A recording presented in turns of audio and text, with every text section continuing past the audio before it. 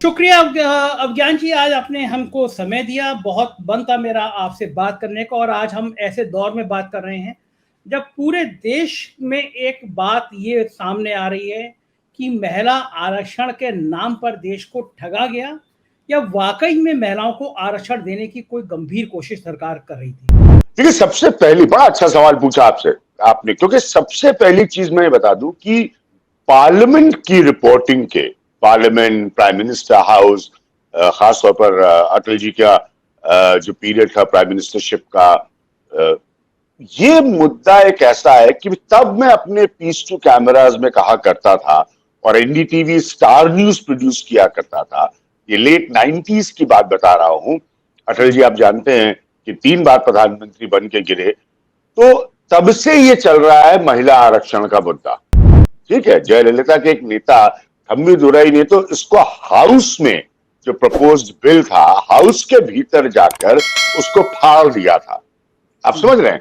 उसके बाद बहुत सारे ऐसे नेता थे जिन्होंने, मेरे हिसाब से, हालांकि वो हमारे बड़े अच्छे मित्र थे, अच्छे बयान नहीं दिए। खासतौर पर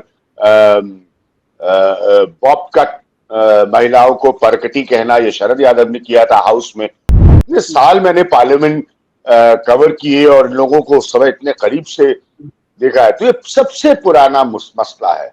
और चूंकि इसमें कुछ बुनियादी ऐसे इश्यूज है जो पॉलिटिकल पार्टीज को अपने अपने तरीकों से, अलग अलग पार्टीज को, एक को नहीं है संजय जी, अपने अपने तरीकों से सूट नहीं करते, इसीलिए कोई इसकी कलेक्टिव रिस्पॉन्सिबिलिटी नहीं ले पाता है। और तभी ये मैं उस समय कहता था, उस जमाने में, कम से कम मैं तकरीबन 15 साल या 2 दशक के आसपास की बात कर रहा हूं, तब मैं कहता था कि महिला आरक्षण वो बिल है जो ये निरंतर चलता रहेगा बहस के रूप में राजनीतिक दलों के बीच। Because it's a very simple saying in English Sanjay, charity begins at home. तो आपको अगर ये परिवर्तन लाना है महिलाओं के हक में, जो कि आपको लाना चाहिए, तो पहले अपनी पार्टी में लाइए ना।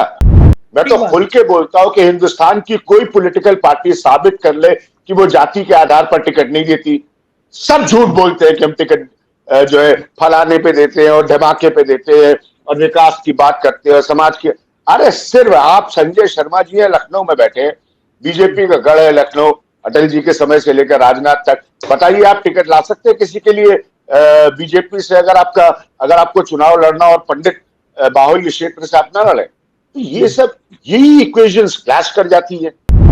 जब आप महिला आरक्षण की बात करते हैं, इसी में घबराहट पैदा होती है। तो इसीलिए मेरा ये कहना है कि ये परपेचुअली डिबेटेबल इशू है और ये बहुत वक्त से चलता चला आ रहा है। मुझे नहीं पता कि पॉलिटिकल क्लास किसी भी साइड का अंततः इसका क्या रेजोल्यूशन लाएगा। अभी मैं 2 दिन पहले फिलीपींस गया था और वहां पर जो उनके राष्ट्रपति है और उनके लोगों से और उनके एज से मुलाकात हुई, कुछ प्रोजेक्ट था, बड़ा इंटरेस्टिंग। और वो कितना क्यूरियोसिटी के साथ, गंभीरता के साथ हिंदुस्तान को देखते हैं, आप सोच नहीं सकते। वो चाइना की जकड़ से बाहर आने की कोशिश कर रहे हैं, अमेरिकन के बड़े क्लोज हैं। इससे बड़ी इंपॉर्टेंट बातें हैं, इस पर अलग कभी हम आप लोग गंभीर चर्चा करेंगे। पॉलिटिकल इकोनॉमी और इंटरनेशनल अफेयर्स मेरा विषय है।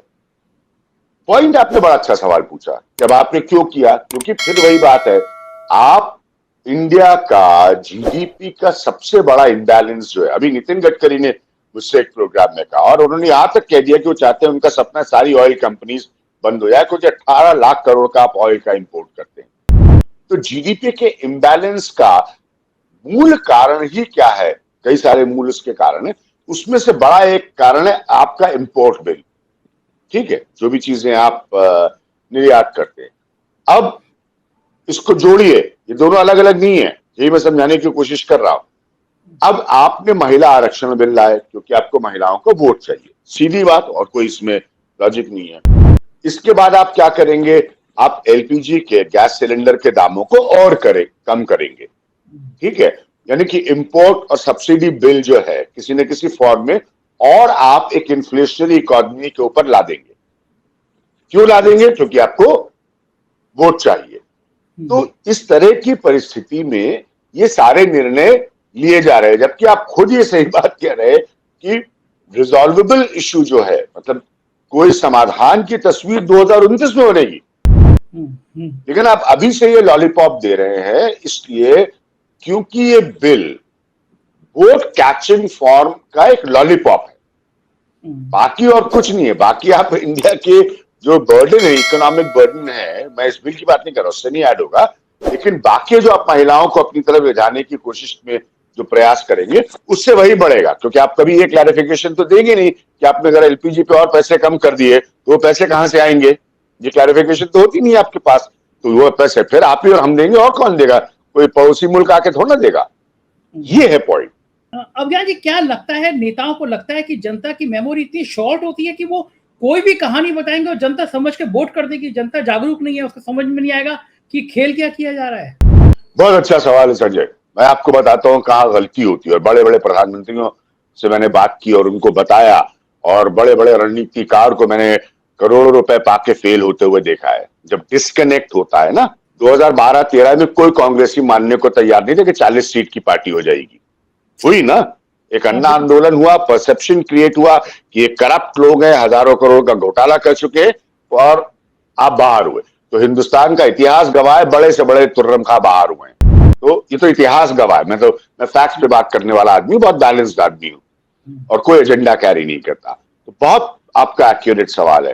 तो क्या होता है दिक्कत, ये लोग मिसकैलकुलेट कर देते हैं। फ्री बिजली बहुत डेंजरस आइडिया है और दबा के लोग इसका ऐलान करते हैं। आप दे नहीं पाते, सब्सिडी बढ़ती है, आपने एक साल किसान को दी, अगले साल किसान नाराज को क्या दे नहीं पाओगे? ऐसे ही गैस सिलेंडर, ऐसी कोई भी चीज, पेट्रोल डीजल के दाम कम करना, ये सस्टेनेबल नहीं होता है, क्योंकि आपने बैकग्राउंड में इसका इकोनॉमिक मॉडल सस्टेनेबल उतना नहीं बनाया है। आपकी क्रूड की डिपेंडेंस इंपोर्ट पे, ये सब अंतरराष्ट्रीय विषयों से जुड़े। अब आपने चुनाव देखते हुए घोषणा कर दी। तो आपका सवाल बहुत वाजिब है, क्योंकि आदमी ये जानना चाहता है। मैंने एक ही बात कही थी, मैंने वेलकम किया था उज्ज्वला स्कीम को, ऑफिशियली अपने प्रोग्राम्स में वेलकम किया था, आज भी करता हूं। लेकिन उसी समय एक प्रश्न पूछा था, वो प्रश्न आज जो की तो खड़ा है, और वही प्रश्न आप पूछ रहे हैं। एक बार सिलेंडर आ जाने के बाद आपके घर में सिलेंडर की आदत लग गई आपको, राइट? अभी तक तो चूल्हे पे खाना बन रहा था या स्टोव पे, जैसे ही बन रहा था। अब सिलेंडर की आदत लग गई, गैस स्टोव आ गया, very good, great for India, बहुत अच्छा है। गांव देहात की बहुत मैंने रिपोर्टिंग की है।